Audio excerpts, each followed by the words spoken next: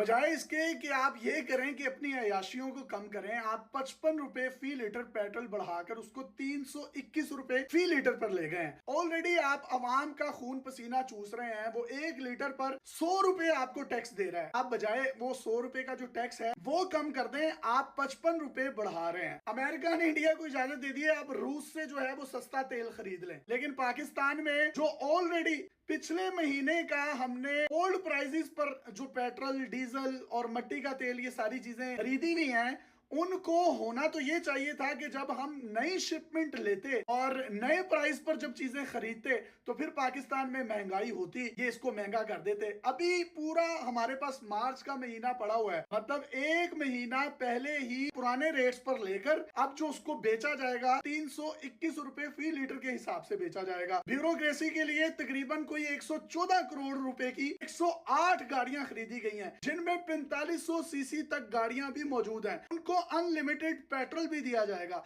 उनको डीजल भी दिया जाएगा। मालिक साहब हैं ARY के एंकर, उन्होंने ये खबर दी है। पंजाब की जो वजीर आला है उन्होंने 11 अरब रुपए का पहले जहाज खरीद लिया। अब उस जहाज को चलाने के लिए 2 पायलट्स, उनको 4 महीने की ट्रेनिंग के लिए रखा गया और ये गैर मुल्की तमाम के तमाम पायलट्स हैं। उस पर जो खर्चा आएगा मोहम्मद मालिक साहब ने बताया 18 करोड़ रुपए आएगा। एक पायलट की सैलरी उन्होंने $32,000 रखी है, दूसरे पायलट की सैलरी जो है उन्होंने $38,000 रखी है। ये टोटल $60,000 बनता है और अगर इसको मैं पाकिस्तानी रुपीस में बताऊं तो ये मंथली तकरीबन 2 करोड़ बनता है। एक दफा जब वो जहाज उड़ेगा वो 1 घंटे में 2100 लीटर पेट्रोल खाएगा। पेट्रोल का खर्चा कहां से पूरा होगा? आपके मेरे टैक्स के पैसे से। और अगर वो लाहौर से रहीम यार खान और रहीम यार खान से वापस लाहौर आता है तो इस दौरान वो तकरीबन को 4 से 5,000 लीटर पेट्रोल खाएगा। वो तमाम का तमाम भी जो है आपके मेरे टैक्स के पैसे से जाएगा। आपने जहाजों में इस्तेमाल होने वाला तमाम पेट्रोल भी पाकिस्तानी कौम के पैसों से लेना है।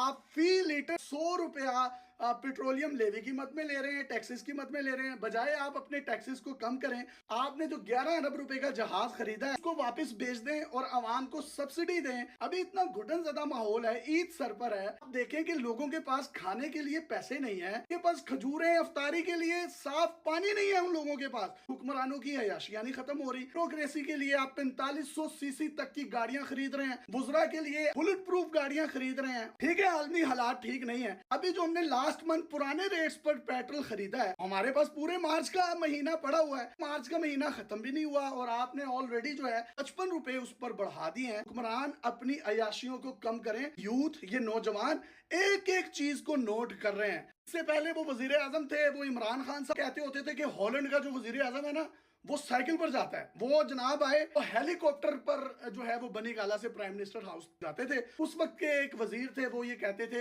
55 रुपए 1 किलोमीटर का खर्चा आता है। जितने भी हुक्मरान हैं ये आवाम को मामू बनाना वो बंद कर दें। अब आवाम जो है आपके इन मजीद अलले तललों में नहीं आएगी।